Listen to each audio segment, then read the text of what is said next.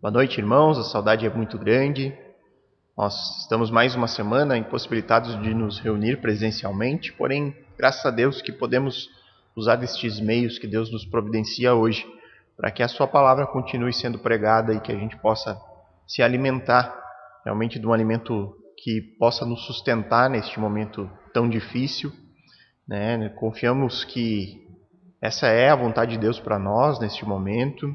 Deus tem sempre o melhor, e o melhor é passarmos por isso, é enfrentarmos essas lutas e dificuldades, sofrimento, né, e que possamos sair fortalecidos disso, que Deus providencie o quanto antes nós podermos estar novamente reunidos como igreja, mas sabendo que, confiando completamente na soberania de Deus, nos seus cuidados e no seu bom propósito para todos nós.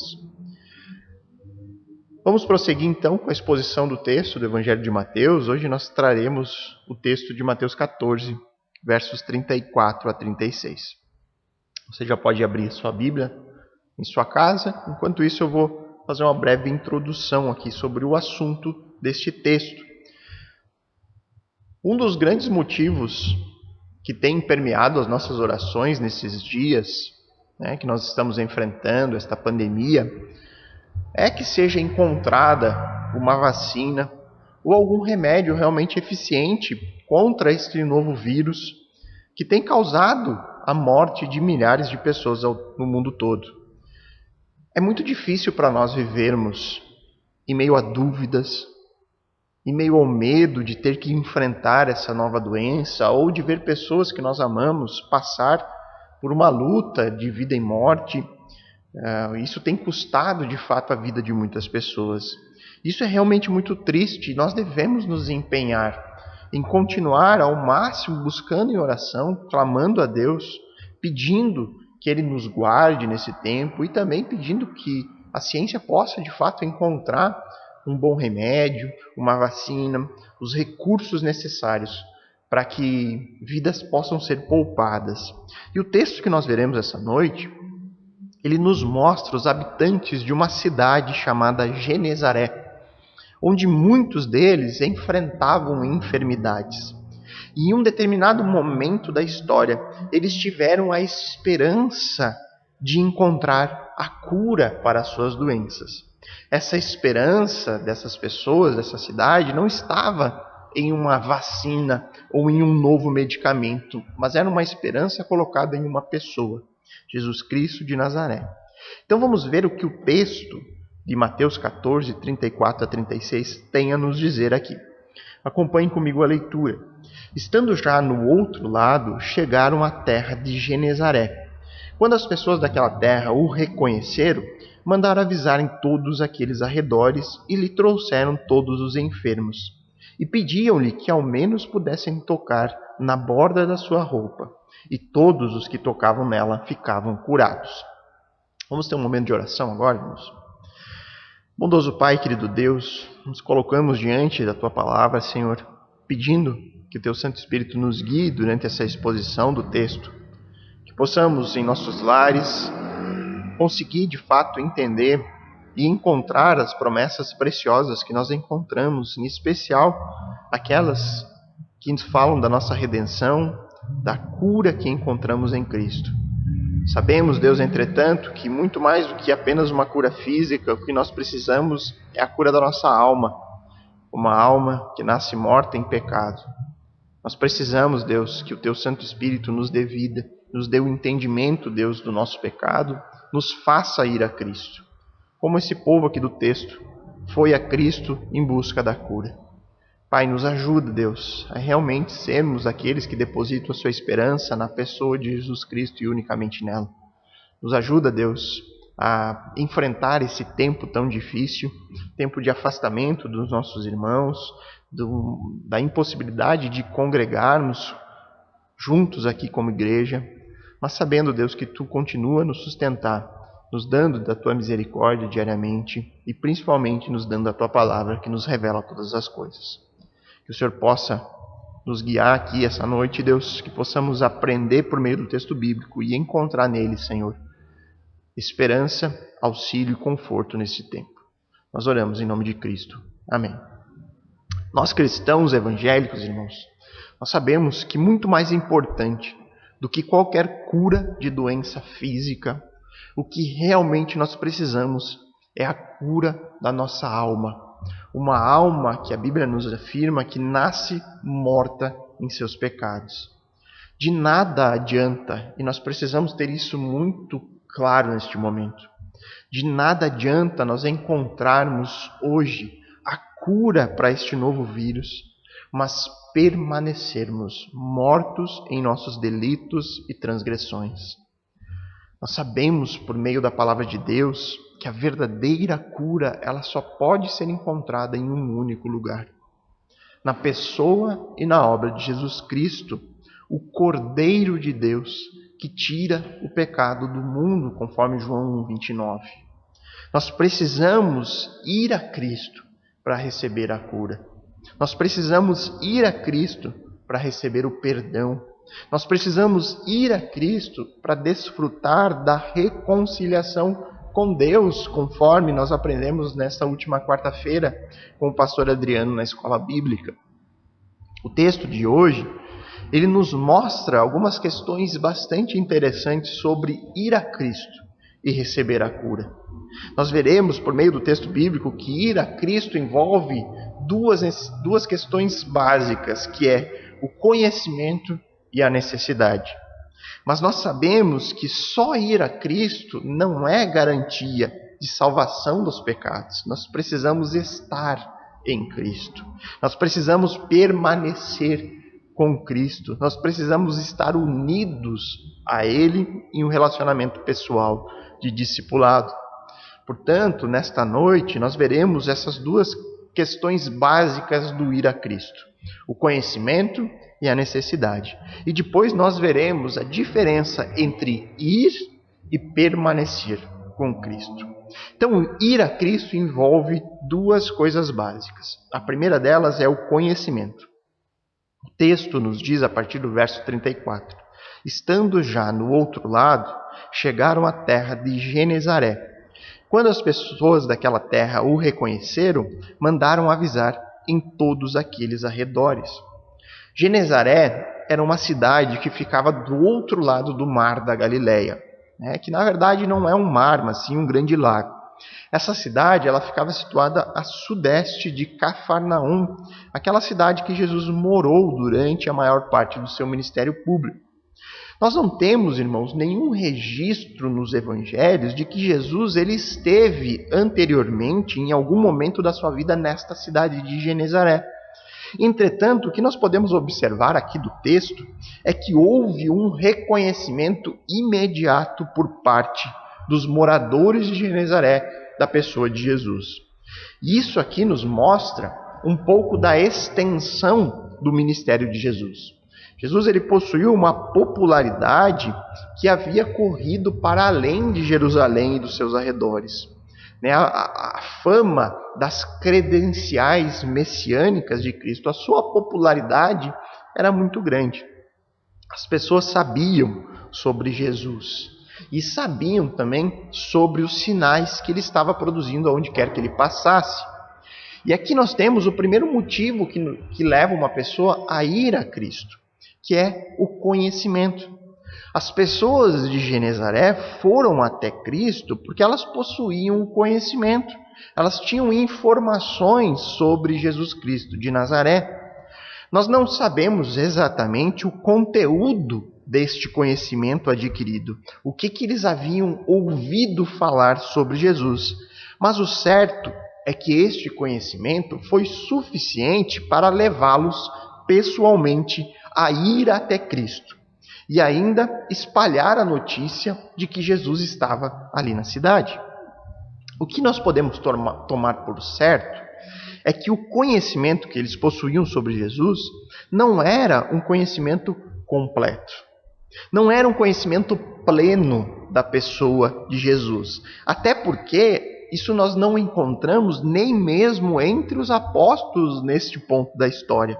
Como nós vimos na semana passada, no versículo 33, aqui do capítulo 14, nós temos pela primeira vez em todo o Evangelho de Mateus, os discípulos fazendo uma declaração um pouco mais completa sobre a pessoa de Jesus, quando eles disseram, verdadeiramente o Senhor é o Filho de Deus.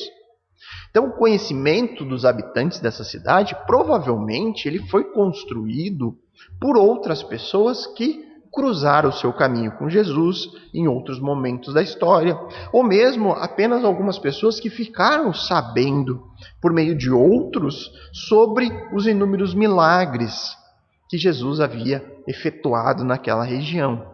Eles podem ainda ter na memória a própria pregação de João Batista, que corria naqueles arredores, né? Aquele profeta que estava preparando o caminho para o Messias que havia chegado. É igualmente provável que este conhecimento, além de não ser completo, ele poderia ser distorcido. Ele poderia conter ideias equivocadas sobre Cristo, sobre quem era Jesus, sobre qual a sua missão, sobre a fonte da sua autoridade. Isso levando em conta que, inclusive, os líderes judaicos, né, aqueles líderes religiosos do povo judeu, já haviam se posicionado sobre esse tema, né? Eles diziam abertamente que Jesus realizava milagres por poder demoníaco. E neste momento, irmãos, eu quero mostrar para vocês como tudo isso possui uma semelhança bastante grande com a nossa realidade. Nós mesmos buscamos a Cristo com base em algum tipo de conhecimento adquirido sobre Ele e que pode ter vindo diretamente de outras pessoas, ou você pode ter lido um livro sobre Jesus, ou você pode ter visto uma pregação na televisão, ou simplesmente você pode ter um conhecimento sobre Jesus que foi adquirido por meio da tradição da família, nas comemorações de fim de ano do Natal, coisas do tipo. Então essa é a primeira parte do ir a Cristo. Para ir a Jesus é necessário possuir algum conhecimento sobre Ele. E certamente no momento de ir, o conhecimento que temos de Cristo ele não é completo. Existe um conceito inicial que vai sendo desenvolvido com o passar do tempo. E quando nós falamos de conhecimento, tem algo fundamental que devemos levar sempre em consideração, que é a fonte deste conhecimento. O que você sabe sobre Jesus de Nazaré? Provém de que lugar? Qual é a fonte dessas informações que você possui sobre Cristo? E por que a fonte é importante? E aqui eu vou usar de uma ilustração para tentar explicar melhor. Sabe quando você vai na farmácia atrás de um remédio específico? E aí você chega lá e o farmacêutico diz que o remédio que você precisa custa R$100, mas que ele possui ali um genérico que custa só R$2. E aí você pensa na diferença de valor, que é economizar um bom dinheiro, e aí você compra o genérico. Você toma ele, mas logo percebe que ele não produz o mesmo efeito. O que eu quero dizer com isso? Que no caso de Cristo, nós vamos também encontrar inúmeros tipos de Messias sendo oferecidos por aí. Esses são os genéricos. Entretanto, irmãos, só há um capaz de produzir os efeitos desejados. Só um é capaz de curar. O Jesus que nós encontramos nas Escrituras. Você pode também conhecer Jesus de outras formas. Você pode optar em não conhecer o Jesus pela Bíblia, mas conhecer pelo Evangelho segundo Allan Kardec. Você pode conhecer o Jesus da Palavra de Deus, ou também pode conhecer o Jesus citado no Alcorão. Mas será que todos eles são capazes de realizar o mesmo efeito na nossa vida? O nome até pode ser o mesmo, mas basta conhecê-los mais profundamente que nós veremos que esses Jesuses são completamente diferentes um do outro. As pessoas aqui de Genezaré, elas podiam ter um conhecimento superficial sobre Jesus, um conhecimento limitado, até mesmo distorcido. Mas nesse dia aqui, elas teriam a oportunidade de conhecer Jesus como Ele é, de fato e de verdade. Nós, igualmente, irmãos, temos a oportunidade de conhecer o Jesus de verdade. E o Jesus verdadeiro, ele é transmitido por um único registro realmente confiável. Um registro que é histórico, que vem de fontes primárias, testemunhas que estiveram, que andaram, que seguiram Jesus ao longo de todo o seu ministério público e terreno. Você pode depositar a sua confiança na Bíblia ou então escolher outras fontes. Você pode rejeitar o testemunho de pessoas que viveram e andaram pessoalmente com Cristo e passar a confiar no testemunho de Maomé, que viveu 600 anos depois de Cristo. Você pode ignorar o relato bíblico e passar a confiar em Joseph Smith, ou então em Charles Russell, ou então em Allan Kardec, homens que viveram 1800 anos depois de Cristo. Você pode ainda acreditar em um Jesus que foi criado e desenvolvido pela sua própria cabeça, formando ideias sobre Jesus, pescando uma informação aqui, outra ali, outra lá. Você pode, então, rejeitar completamente todas as fontes, até mesmo fontes históricas e arqueológicas que comprovam a existência de um homem chamado Jesus Cristo que viveu no período conforme a Bíblia relata. Você pode rejeitar todas as fontes e dizer: eu não creio em Jesus. Eu sequer creio que esse homem um dia existiu. Todas essas opções estão na mesa. O fato é que o primeiro passo de buscarmos a Cristo acontece por meio de um conhecimento adquirido sobre Ele. Essas pessoas do texto, elas só foram atrás de Jesus porque elas sabiam algo sobre Ele. Porém, irmãos, é igualmente certo que nem todas as pessoas dessa cidade foram pessoalmente ver Jesus de perto. É certo que nem todas as pessoas da nossa cidade vão frequentar uma igreja cristã. É certo que nem todas as pessoas sequer ficarão interessadas em saber mais sobre Jesus. E isso acontece, em grande medida, por conta de um segundo motivo básico que nos leva a buscar Cristo de forma pessoal. Além do conhecimento sobre Jesus, ir a Cristo envolve uma necessidade. No verso 35 e 36 diz que quando as pessoas daquela terra o reconheceram, o conhecimento aqui sobre Cristo, mandaram avisar em todos aqueles arredores e lhe trouxeram todos os enfermos e pediam-lhe que ao menos pudessem tocar na borda da sua roupa, e todos os que tocavam nela ficavam curados.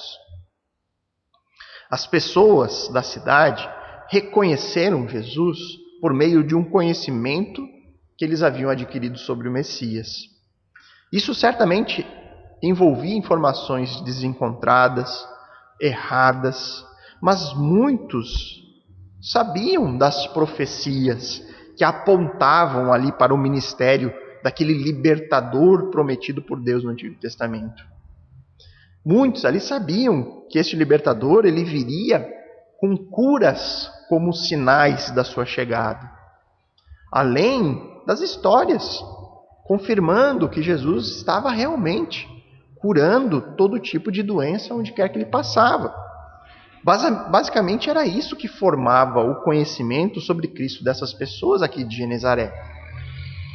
E esse tipo de conhecimento, sobre Jesus, talvez atraísse uma grande quantidade de curiosos, porque muitos certamente queriam ver a esse Messias prometido e tão esperado que libertaria o povo judeu. Muitos queriam ali presenciar um homem tão poderoso, mesmo que de longe. Mas o que realmente leva as pessoas até a presença de Jesus era a união entre conhecimento e necessidade.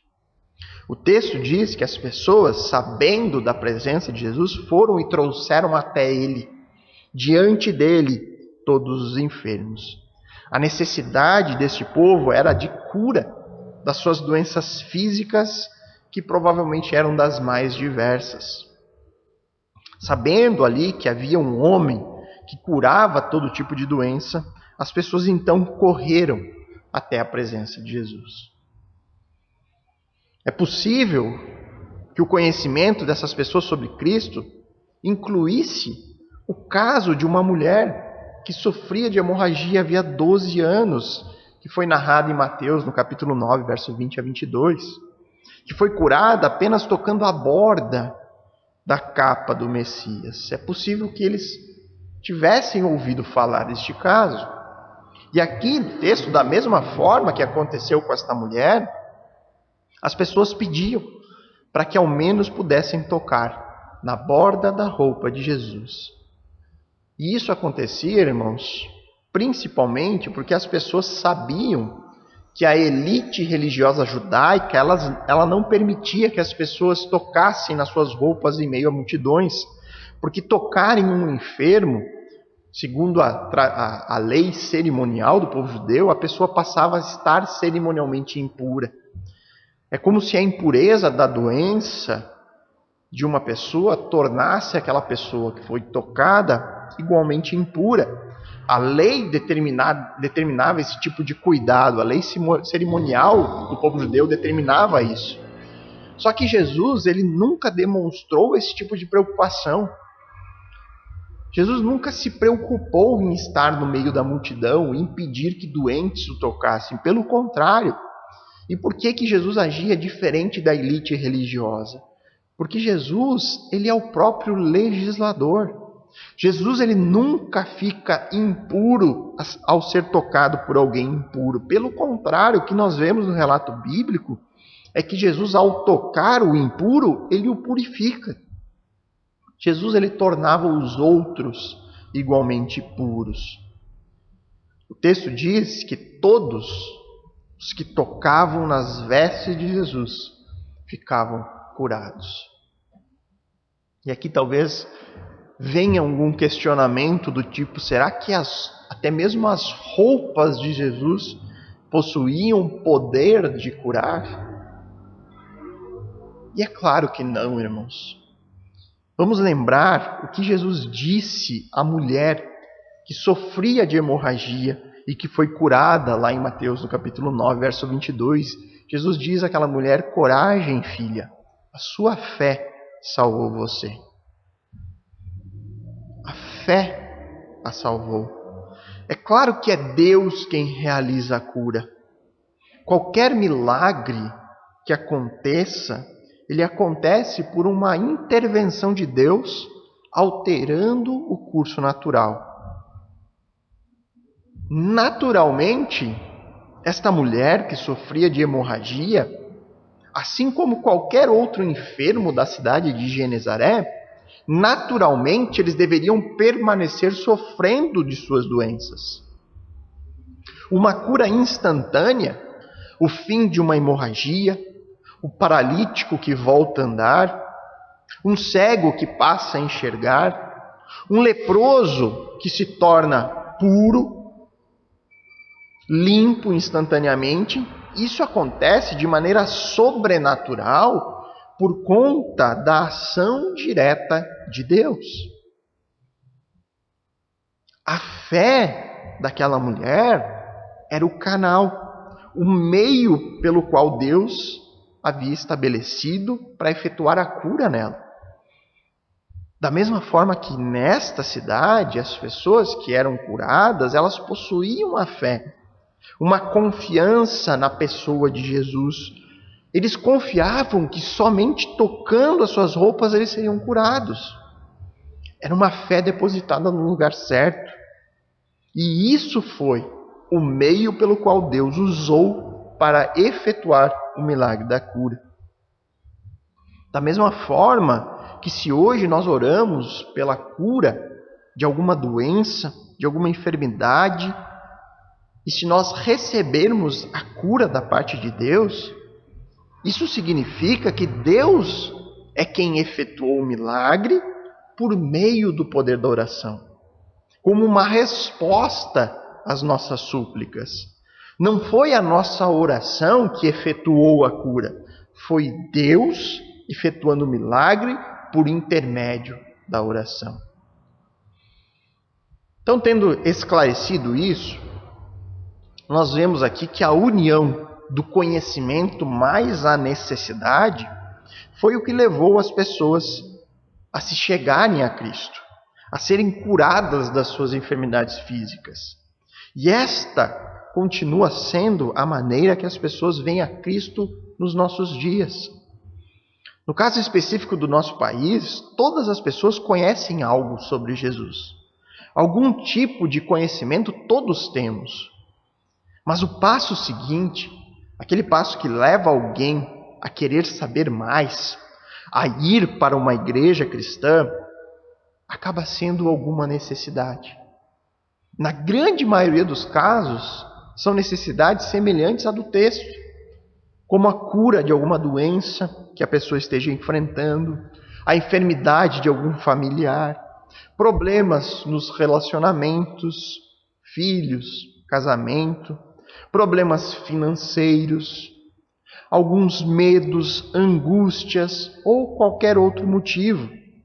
Essas aqui são algumas das necessidades que levam as pessoas a Cristo. Você pode até fazer um exercício de memória e buscar por qual motivo eu passei a frequentar uma igreja. Por qual motivo eu fui a Cristo? Raramente você chegará na conclusão de que você passou a frequentar uma igreja, ou que você passou a ler a Bíblia, ou a ter um relacionamento pessoal com Cristo no momento em que obteve uma conclusão de que era um pecador condenado à separação eterna do seu Criador. Dificilmente esse é o caso. A conversão, o momento onde o Espírito nos convence do pecado, isso tende a acontecer durante algum tempo de exposição à palavra de Deus. Depois que você já foi exposto ao verdadeiro Evangelho. Aí com o tempo, onde o conhecimento vai sendo amadurecido, aí então você vai compreendendo mais sobre a palavra de Deus, e aí então você passa a seguir, a ser um discípulo de Cristo pelos motivos corretos.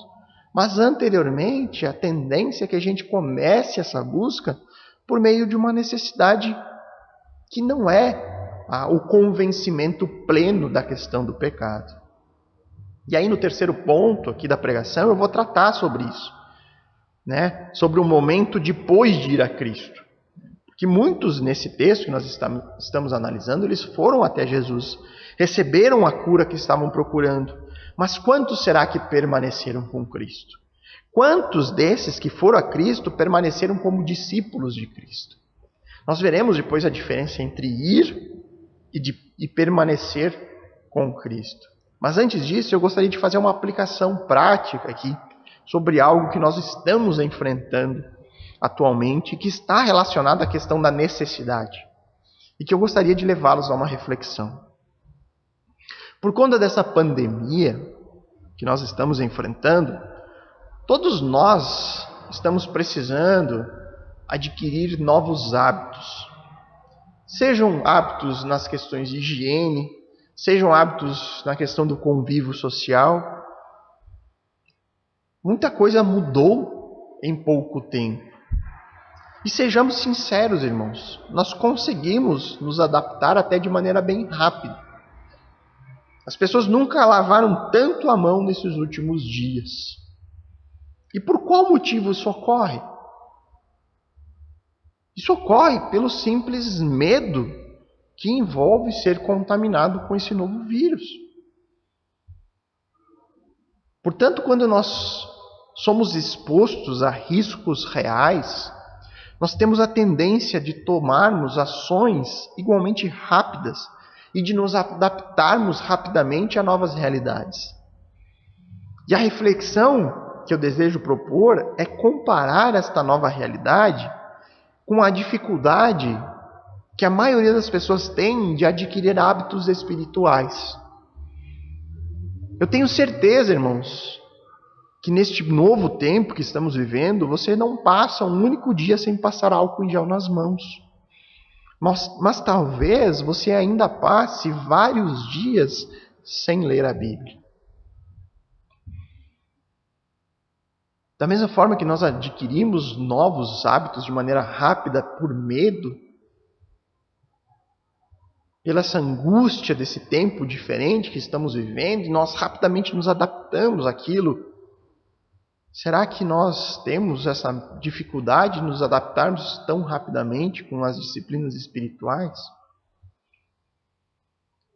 Será que se nós soubéssemos que hoje mesmo nós estaremos diante de Deus, prestando contas da nossa vida, será que nós não teríamos nos dedicado muito mais em oração e comunhão com o Senhor neste domingo? É aquilo que eu tenho dito ao longo dessas últimas semanas. Não faz sentido, irmãos, tanta preocupação com esta nova doença se nós não tivermos igualmente preocupados com a nossa saúde espiritual. Não adianta fazer guerra contra este novo vírus se nós não fizermos guerra contra o pecado na nossa vida. Não faz sentido, irmãos. O que será que falta para que você consiga adquirir esses hábitos espirituais que são extremamente mais fundamentais do que os novos hábitos de higiene, de saúde ou de convívio social?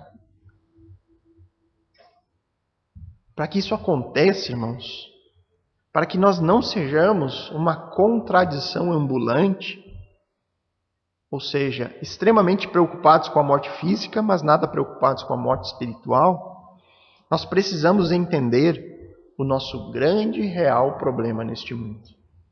E isso aqui nos conduz ao próximo assunto, que é, depois de ir, quem de fato permanece com Cristo? O texto aqui nos mostra os moradores de uma cidade indo a Cristo por conta do conhecimento que possuíam sobre o Messias e por conta de uma necessidade que era a busca pela cura de diversas enfermidades que os habitantes de Genezaré enfrentavam. O relato de Mateus diz que todos aqueles que foram a Cristo e que apenas tocavam nas suas roupas eram curados. E isso por si só já é algo maravilhoso. Saber que essas pessoas encontravam em Jesus alívio para os seus problemas. Mas será que apenas isso é o que importa? Será que essas pessoas permaneceram com Cristo? Ou apenas foram até Ele, receberam o que estavam buscando e depois voltaram para suas vidas normais? Nós não temos essa resposta no texto. Nem aqui em Mateus, nem no relato paralelo de Marcos. Mas é possível imaginar o que deve ter acontecido aqui. É possível imaginar que uma de duas reações aconteceram. Alguns podem ter recebido a cura e ter se contentado com isso, sem querer saber mais nada sobre o autor daquela cura, como também deve ter acontecido de pessoas entregando sua vida por completo a Jesus, como seu único e suficiente Salvador, não apenas o Salvador da sua saúde física, mas também o Salvador dos seus pecados. Como que nós podemos supor isso? Porque essa é a mesma reação que continua acontecendo ao longo de toda a história. Essa é a reação vista em nossos dias. Muitas pessoas vêm a Cristo, mas apenas alguns permanecem com Ele. No caso do texto, o milagre da cura, ele servia para autenticar o ensino de Cristo. O milagre servia para levar as pessoas a reconhecer Jesus como o Messias prometido. Ao receber a cura da sua doença física, a pessoa deveria ser levada a dar ouvidos ao que dizia aquele homem com tamanha autoridade. E ao dar ouvidos à pregação de Jesus, a pessoa seria confrontada com seus próprios pecados. Porque Jesus dizia na sua pregação: arrependei-vos, porque próximo está o reino dos céus. Apenas permanecia com Cristo aquele que entendia o motivo pelo qual Cristo veio ao mundo. E o motivo principal não era curar fisicamente as pessoas. João, no capítulo 12, verso 47 e 48, ele diz, nas palavras de Jesus: se alguém ouvir as minhas palavras e não as guardar, eu não o julgo, porque eu não vim para julgar o mundo, e sim para salvá-lo. Quem me rejeita e não recebe as minhas palavras, tem quem o julgue. A própria palavra que falei, essa o julgará no último dia. Nós precisamos de um milagre para permanecermos com Cristo, para que possamos dar ouvidos à sua palavra. Mas é um milagre diferente de apenas uma cura física. Nós precisamos de uma cura espiritual, que é providenciada unicamente pelo Espírito Santo. Quando ele nos convence, quando ele nos dá um entendimento do pecado em nossa vida. O nosso grande e real problema neste mundo. Muito se fala sobre encontrar a cura para esta pandemia. Muito se fala sobre encontrar um remédio eficaz. Nós vemos os esforços mundiais, cientistas, pesquisadores, médicos do mundo todo travando uma batalha para encontrar uma solução. Algo que cure essa doença. Porém, grande parte da humanidade continua sem perceber qual é a grande e real ameaça às nossas vidas. E essa ameaça não é este novo vírus. É o pecado que nos separou de Deus, o nosso Criador. É possível que muitas pessoas procurem as igrejas, procurem um caminho mais espiritual ou religioso em tempos como esse. As pessoas estão sensíveis. O medo da morte, a busca por uma esperança, uma cura para essa doença, tudo isso pode levar algumas pessoas a buscar a Jesus, a buscar em Jesus algum tipo de alívio.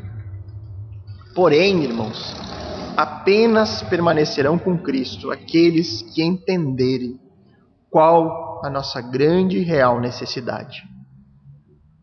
É provável que muitas pessoas que contraírem essa doença façam suas orações em secreto a Deus, pedindo por cura. É possível que muitos sejam de fato curados, mas igualmente é provável que depois que isso passe, muitos vão voltar para suas vidas como se nada tivesse acontecido. E isso ocorrerá porque as pessoas não são capazes naturalmente de compreender e de reconhecer o pecado na sua própria vida. E ao não reconhecer o seu grande e real problema, elas não buscarão adquirir conhecimento verdadeiro de Cristo e, portanto, jamais se unirão pessoalmente com Ele. Quantas e quantas igrejas, infelizmente, irmãos, que estão nesse tempo falando apenas de cura, falando apenas de poder de Deus para nos livrar do vírus, falando apenas de que Deus não permite o crente ficar doente, mas que não fala nada de pecado, que não fala nada de arrependimento, que não fala nada de salvação eterna, que não fala nada de que essa nossa vida aqui não é a nossa verdadeira vida. E nós precisamos nos lembrar constantemente daquilo que realmente importa, porque os nossos olhos são limitados. Muitas vezes nós somos pegos, focados no problema e nós esquecemos aquilo que realmente importa. Muitas vezes nós precisamos ser chacoalhados para que a gente pare de olhar para o nosso próprio umbigo, achando que o mundo gira ao nosso redor, de que tudo é sobre nós. Mas a verdade bíblica nos diz que nós não somos o personagem principal dessa história. Colossenses, no capítulo 1, versos 15 a 20, seria um dos textos que nós estaríamos pregando no retiro, que seria esse final de semana. Diz quem é o protagonista do universo. O texto diz: Ele, Jesus, é a imagem do Deus invisível, o primogênito de toda a criação, pois nele foram criadas todas as coisas, no céu e sobre a terra, as visíveis e as invisíveis, sejam tronos, sejam soberanias, quer principados, quer potestades. Tudo foi criado por meio dele e para ele. Ele é antes de todas as coisas. Nele tudo subsiste. Ele é o cabeça do corpo, que é a igreja. Ele é o princípio, o primogênito dentre os mortos, para ter a primazia em todas as coisas. porque Deus achou por bem que nele residisse toda a plenitude, e que, havendo feito a paz pelo sangue da sua cruz, por meio dele, reconciliasse consigo mesmo todas as coisas, quer sobre a terra, quer nos céus. Em tempos onde o mundo está à procura de uma cura, nós, os cristãos, somos os portadores da verdadeira cura que a humanidade tanto precisa. Como eu tenho dito ao longo das últimas semanas, nós, os cristãos, não podemos ser mais um dos desesperados por conta desta pandemia. Nós devemos ser os portadores das boas notícias. Nós devemos aproveitar este tempo para anunciar ainda mais, quer seja com a nossa boca, quer seja com o nosso testemunho. Proclamar aquela paz que só pode ser encontrada em um único lugar. A verdadeira cura, aquela que realmente precisamos, ela está disponível. E nós devemos aproveitar esta necessidade que o mundo enfrenta.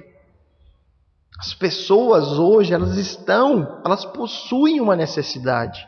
E cabe a nós sermos os portadores do verdadeiro conhecimento. Aquele que pode levá-las ao verdadeiro Salvador.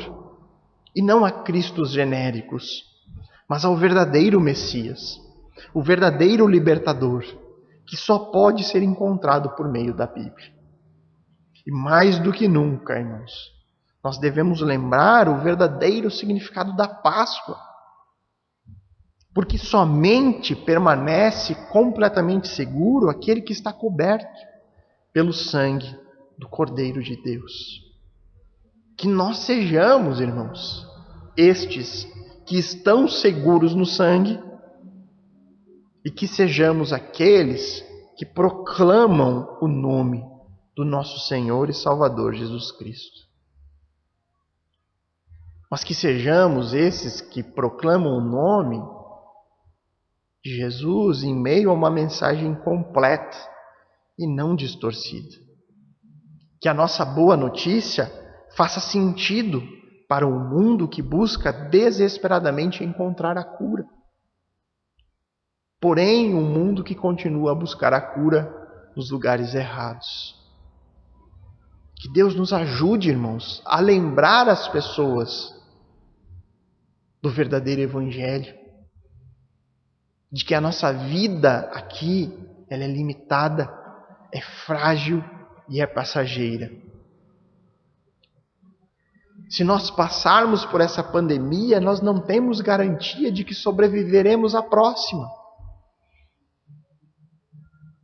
A vida passa muito rápida e nós precisamos lembrar as pessoas disso. Só há segurança em um único lugar. Da mesma forma que aconteceu no êxodo do Egito, onde só havia segurança nas casas cobertas pelo sangue do Cordeiro. Que nós possamos hoje ser proclamadores desta boa mensagem. Há segurança, há salvação e há cura. Mas há tudo isso para o nosso problema real e verdadeiro, que é o pecado. Há uma promessa também de vida eterna, de um mundo onde não haverá mais vírus, doença e nenhum tipo de sofrimento. Mas isso só pode ser encontrado em Jesus Cristo. Nós devemos proclamar essa verdade. O verdadeiro Jesus capaz de salvar. Ele é encontrado em um único lugar, na palavra de Deus, que nós tanto amamos. Vamos orar. Bondoso Pai, querido Senhor, graças te damos mais uma vez, Deus, porque ainda não podemos estar juntos. Te agradecemos porque não podemos ter o nosso retiro, e te agradecemos porque nós sabemos que tu tens sempre o melhor para nós. E o melhor para nós hoje é estarmos enfrentando este momento difícil, onde temos que estar reclusos nos nossos lares, aprendendo da palavra de Deus por meio dos meios que o Senhor nos providenciou, Mas graças a Deus nós temos o alimento verdadeiro, enquanto que muitos estão sendo expostos ao conhecimento mentiroso, falho, de tantos falsos mestres e falsos cristos que têm se levantado mundo afora. Obrigado porque o Senhor nos conservou, Deus. A Tua palavra tem nos guiado nela, Deus, nos mantido nos Teus caminhos. E nós reconhecemos que não somos melhor do que os outros, mas que tudo isso vem unicamente da Tua graça. E nos convence do nosso pecado, nos convence da verdade e nos convence do juízo. Pai, que possamos de fato focar na cruz, em Cristo, no sangue do Cordeiro, nosso Redentor, para que isso venha nos dar esperança, confiança e nos sustentar durante esse tempo tão difícil.